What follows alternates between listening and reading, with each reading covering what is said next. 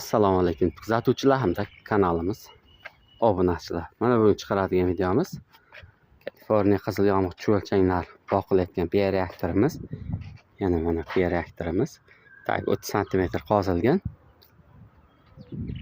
Cho'lchang boqayotgan joyimiz mana go'ngni ustidan ko'rinayotgan bo'lsa, mana shu holatda ustini palatka bilan yopdik. Shu o'tlar bosib ko'karib chiqqan.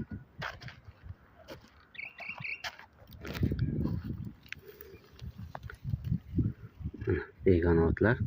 Keyin tagi biogumsga aylanib bo'lgan. Ko'rinayotgan bo'lsa, cho'lchanglarimiz ham ozib qolganini bilsak ham bo'ladi. Oziqa yetishmovchiligi boshlangan. Endi nima qilamiz? Qiladigan ishimiz bu bioreaktorda ustidan chiqqan o'tlarni ayrim holatlarda yulib tashlanadi. Hozir yulish shart emas, chunki hozir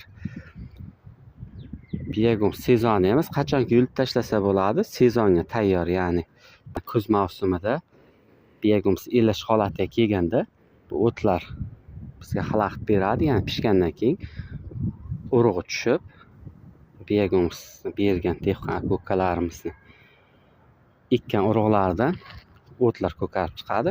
O'shaning uchun sezon vaqtida yulib tashlasa bo'ladi. Hozir buni yulish shart emas. Shu turgan holatida mana ustidan go'ngni qalinligini 10 cm gacha qilib beryapmiz. Mana o'tni ustidan yulmagan holatda. Bu o'tlarimiz Xudo xohlasa cho'lchanglarga yaxshi oziqa bo'lib hisoblanadi. Yopilgandan keyin qizib chirib ketadi. Shunda cho'lchanglarga yaxshi oziqa bo'ladi. Go'ngimiz ichida chalma holatida go'nglar ham bor. Bularni ham bemalol cho'lchanglarimiz namligi 80% ga kelganda bularni ham sifatli bo'lgan biogumslardan ishlab chiqaradi. Mana shu holatda ish jarayonlarimiz davom etmoqda.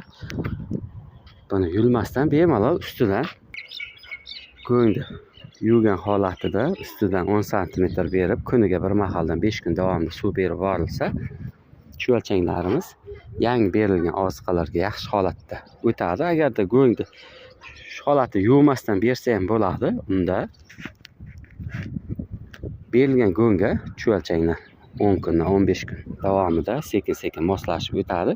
O'shaning uchun go'ngni bir qator yaxshilab namlab, yuvib, keyin cho'lchanglarga berilsa maqsadga muvofiq deb o'ylaymiz.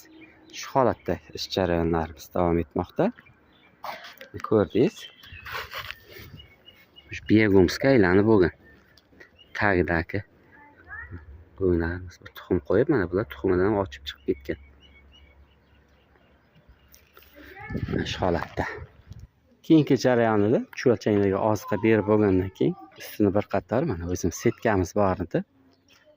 Setkalar bilan bir qator yoydikda 3 kun davomida mana bugun 3-kun oziqasini berganimizga 3 kun davomida kuniga bir mahaldan yaxshi holatda suv berdik. Endi bir qator cho'lchanglarni qani yangi oziqalarga o'tganmi yo'qmi shu jarayonni bir qator kuzatamiz.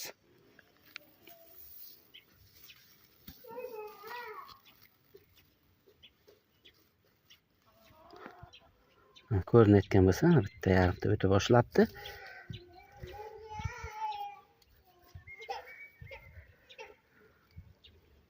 Mana 3-kundan cho'lchanglarimiz yangi oziqalarga o'ta boshlabdi. Bizning ish jarayonlarimiz mana shu holatda davom etmoqda. Yana bitta joydan bir qator ko'raylik.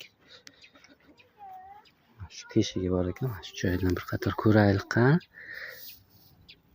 Ko'rinayotgan bo'lsa, cho'lchanglarimiz juda yaxshi holatda o'tib olibdi. Mana shu holatda bizning ish jarayonlarimiz davom etmoqda. Mana bioreaktorlarimizga oziqalarni berdik. Kecha suv berib boshladik.